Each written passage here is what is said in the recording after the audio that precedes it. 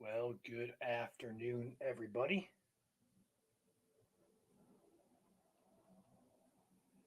Let me know if you guys can hear me, and we'll get started here momentarily.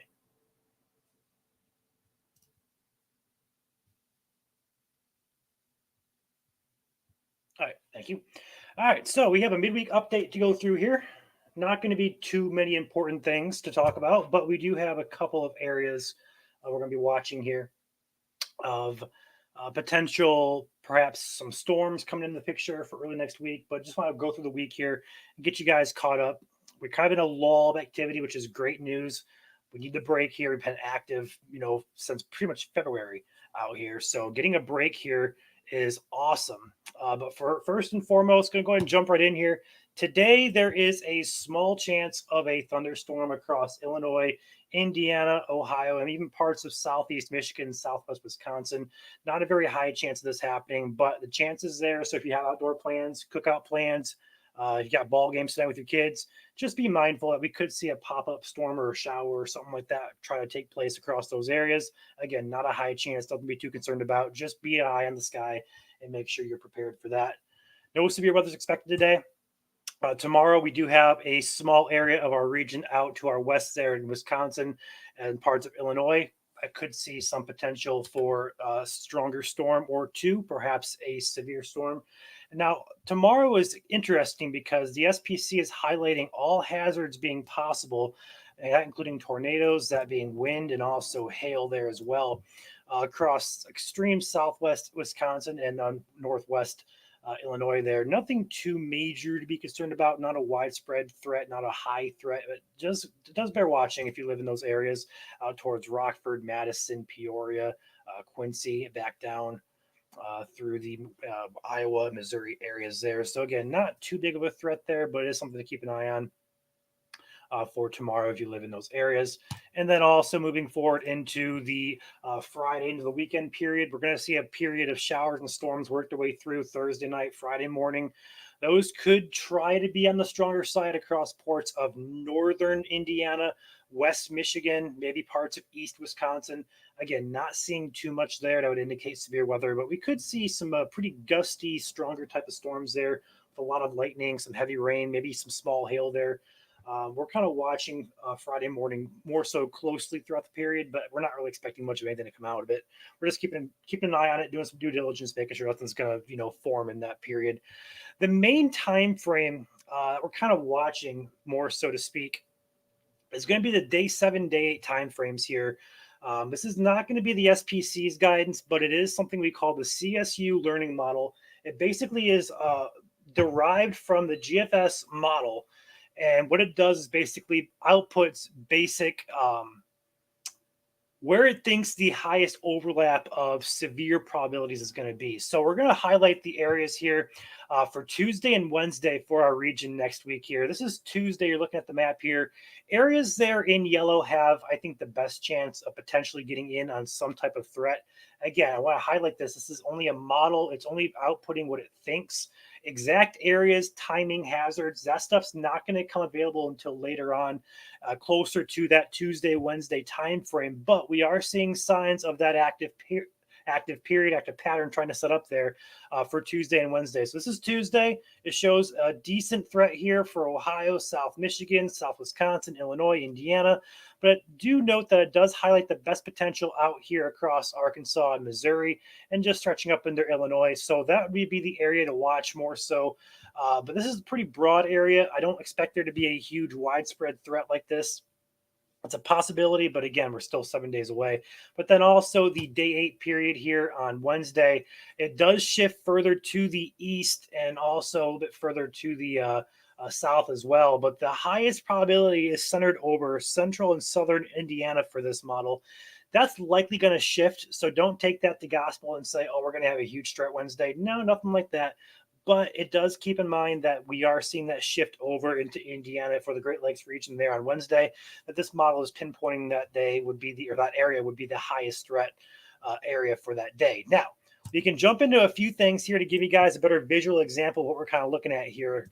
On the GFS model, we're going to go ahead and highlight the overlap of wind shear and instability, which is the two main ingredients we're going to need here to get severe weather. There's a little bit more like lift and moisture and stuff that comes together, but this is just a general idea of the atmosphere we're going to be looking at here. Moving through the period here, we see that area out there tomorrow in northwest Illinois. Here we see the overlap of instability and wind shear. That is why there is a threat out there for tomorrow. Not too big of a concern, but it does bear watching. Again, if you live in those areas. Through the weekend here, not much to write home about. Just some scattered showers and storms possible. Nothing severe is expected through the weekend. We get into Monday, though. We have a system out to our west. We see it develop out here. Pretty clear cut out in the plains again. That's going to move up into our area here on Tuesday. And here is Tuesday's model for the day on Tuesday. So this is just a general idea here. It does put the highest threat out here. Again, West Illinois, Missouri, Arkansas, Oklahoma, but it does have some coloration here pushing into Indiana, even Ohio and South Michigan here. So go back to that day 7 time frame here. Pretty decent handle, I would say, on things here. But again, I think the highest threat is going to be off to our west and south for Tuesday. Again, that could change. Moving into Wednesday, though, that becomes the bigger more so concerns here would be on Wednesday, where we see this coloration shift further into our region here. And it also highlights a bigger area, but also a brighter area of overlap here of instability and wind shear. So areas like red areas, orange areas here, that'd be the biggest concern here. That's all the way from southern Michigan, Indiana, most of Ohio here. So it just tells us that, hey, this model has been showing us some wind shear overlap with instability with a system moving through here. Watch it. It doesn't say, okay, we're going to have specific areas, specific hazards in this area, that area. This is going to get this. Nothing like that just yet. But if you live in the general vicinity, South Michigan, Illinois, Indiana, Ohio, South Wisconsin, I'd say be on alert here for any updates that we're going to have for you guys. There currently is no risk in place from the SPC. I would expect one to be introduced here next couple of days, perhaps even as early as tonight would be tomorrow morning for you guys when you guys wake up. They get issued roughly 3 in the morning. So that could be the case here, wake up to a threat. But right now, Tuesday, Wednesday, we're watching more particularly on Wednesday for a potential severe episode here in our region. So we're going to be watching this closely as we get closer to that time frame. But right now, I just say be in tune to that 2 specific days for the potential of that threat. But overall, outside of that, we are looking at gorgeous temperatures across the region for the next couple of days. Again, we have some rain chances here across the region. Not going to be widespread, nothing like that, but some isolated pop-ups would be possible. Looking at our temperatures here, we're looking at another gorgeous day out here. Low 80s in the south toward the Ohio River. Up further north, we're in the 70s, mid 70s, 80s. I'm sitting at 77 here in southeast Michigan. But it is a little bit humid there, so I could touch off some showers and storms here in my area. But looking at the overall temperatures here into Thursday, another repeat, unless you live in northern Wisconsin, the UP there, you're going to be in the 50s more than likely. But overall, further south, you're going to be in those 60s, 70s, and likely 80s for a majority of the region. We may actually try to make a run at 90 further south here, but I don't think we're going to get there. We're going to come close, probably mid to upper 80s there. Definitely a possibility through the week here. But overall, looking at that weekend, again, we're just looking at beautiful temperatures here. Nothing too cold, nothing too overly hot, and just scattered isolated rain and storm chances. So with that being said, turn over here to the comments here. Let's shout out some people here. We got Christy, Jeannie, Devin, Kevin, Jason, Julie, Alexis, Carol. What's up, guys? We got a good crowd today. If you guys got questions, feel free to drop those in chat. I'll do my best to answer those.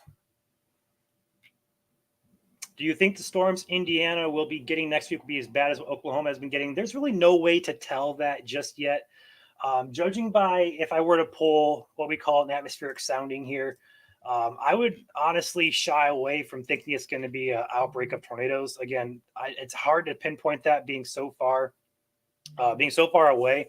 But just looking at the overall atmosphere here, how it's lining up here, I would be more so concerned for wind and hail over the risk of multiple tornadoes. I'm not going to say it's not going to happen for tornadoes, but I just don't see an overall outbreak here happening like we're seeing out to our west here the past couple of days.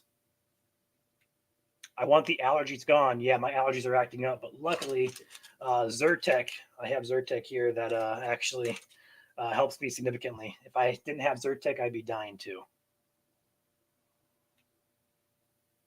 What ingredients will be present? So Kevin asked, what ingredients will be present So he mentions SLIM, SLIM. That is our short term for shear, lift, instability, and moisture. It's a good tool to remember if you're into forecasting, stuff like that. We're going to have what we think to be all four of those, Kevin.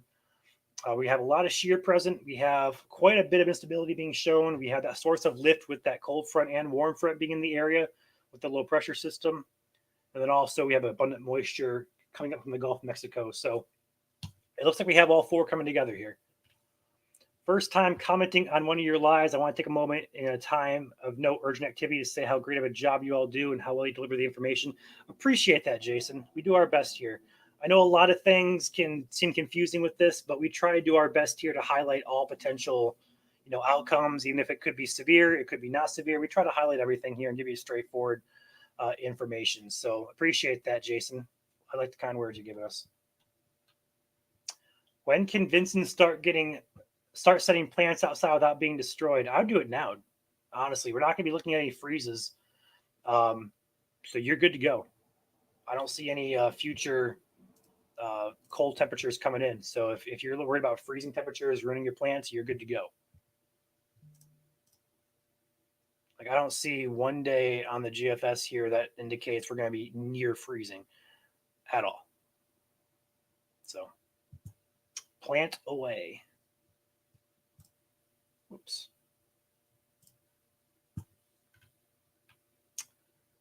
Alexis, right now there really is no color to be concerned about. We're just kind of looking at a broader picture of things where it could set up.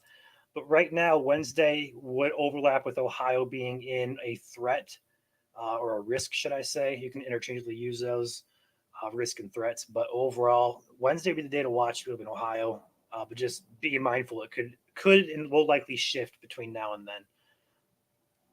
But there has been some consistency here. If I go back to previous model runs and loop this is the latest. We're going to go back. So it's starting with the latest, going to the oldest. All right. So the newest to oldest, should I say. This is what the model's showing us here. This is the last run. Here's a run before. Here's a run before that. Going back to the run before that. Keep on going back here.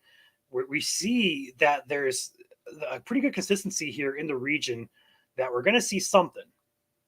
These are the past model runs starting with this morning's all the way back to April 28th. So almost every single model run here is showing us we're going to have something here, which is why we're going live here to discuss this, just because it's picking up consistency here. It does have support from what we also call ensemble members, which is 20 models ran over and over again to get an output here. If I go ahead and zoom this into the Wednesday time frame here, you're going to see almost every model here has something in the area. It's just going to be a matter of where and how severe. Yeah. Oh, Kevin. Okay, I got you. So for tomorrow, if we were to just do a quick analysis here without going too in depth, we're going to have quite a bit of instability, I'm sure, but we're not going to have a significant source, of lift to get these storms up and going. A lot of wind shear, good moisture. We're going to lack that. We're going to lack some lift there, but also lacking some mid-level lapse rates as well, which is a change in temperature with height. A lot of warm air lofts. We'll be dealing with a cap there as well, potentially. So we'll see if it comes to fruition.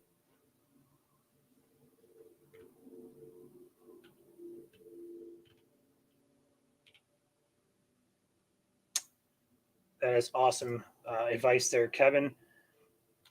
If you guys don't know, this data here that we share, the SPC graphics, is public data. You can go to the link spc.noaa.gov.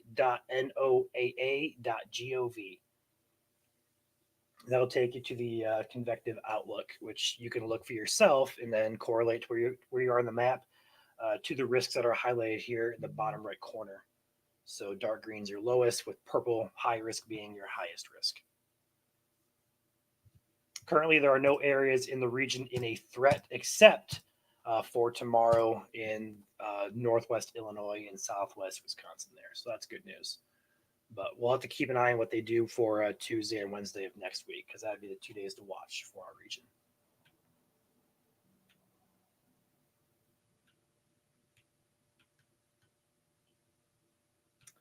Yeah, it's a little bit too hard to tell that, Devin, for right now. Right now, looking at everything that I've seen, I don't think it's going to be an outbreak of tornadoes. I wouldn't rule out them happening, but comparing it to Oklahoma of last week here, it shouldn't be comparable at all. We shouldn't have that here. At least for right now, I'm not concerned for that. If that changes, we'll up our wording. You'll know. Kevin, I kind of do too. I like surveying and being able to help the public after impact of a tornado, but even like straight line wind events, stuff like that, the cleanup and what comes after is a big part of what drives me as well. So,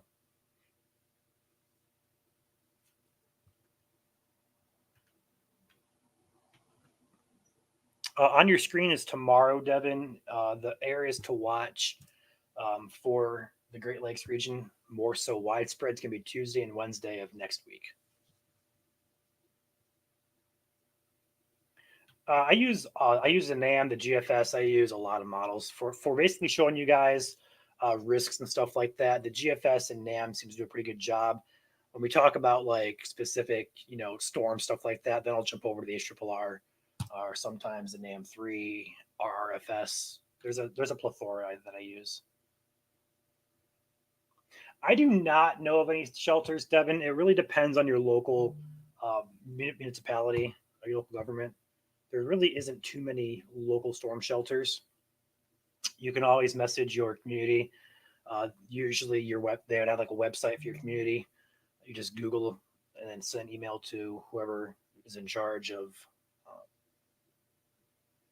answering, or I don't know, your village president, your city president. I guess is what I'm trying to say. We should. We're actually doing something similar for Michigan. We're kind of plotting a map of storm shelters or safe areas. We're trying to build that here, but finding those is the biggest task because we're not too familiar with the entire state, let alone the entire region, especially down to where shelters are. So we're trying to get that for Michigan. We'll have to look into doing that for other states too, if we can figure out how to find them.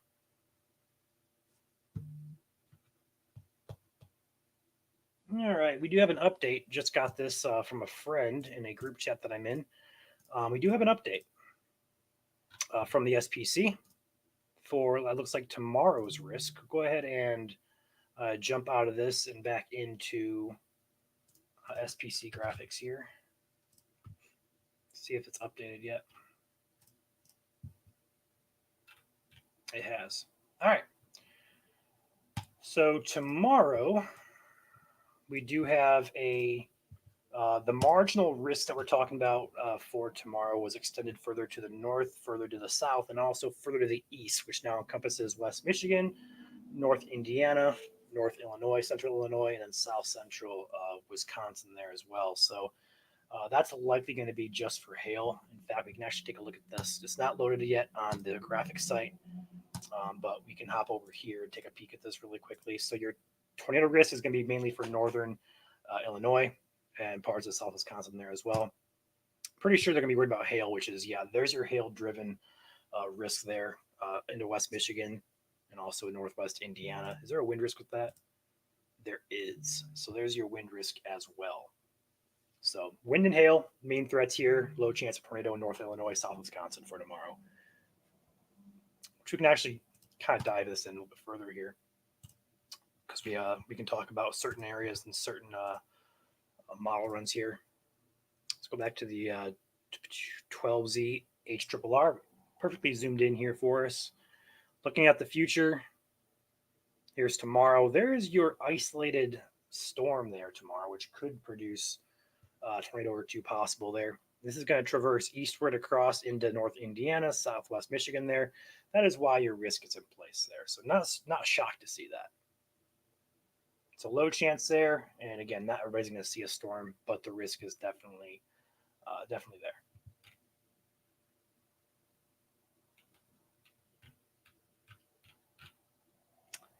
Any other questions, guys?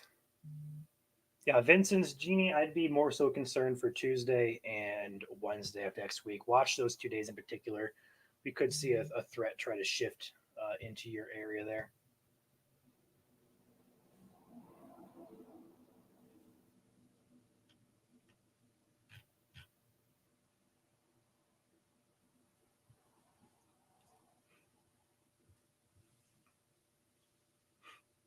Any other questions, guys, before I hop off here?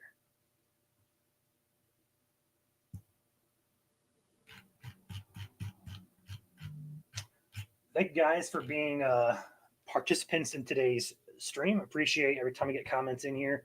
I love interacting with you guys. I never like to do streams and, make them 5 minutes long and no one talk. I'd rather make them 10, 15, 20 minutes plus long and have a good conversation with you guys. So I appreciate you guys hopping on here and asking your questions, talking. All right, I'm going to hop off here. And we will be back on tomorrow if there's any significant updates. So, with that being said, enjoy the day, stay safe, and we'll see you guys tomorrow.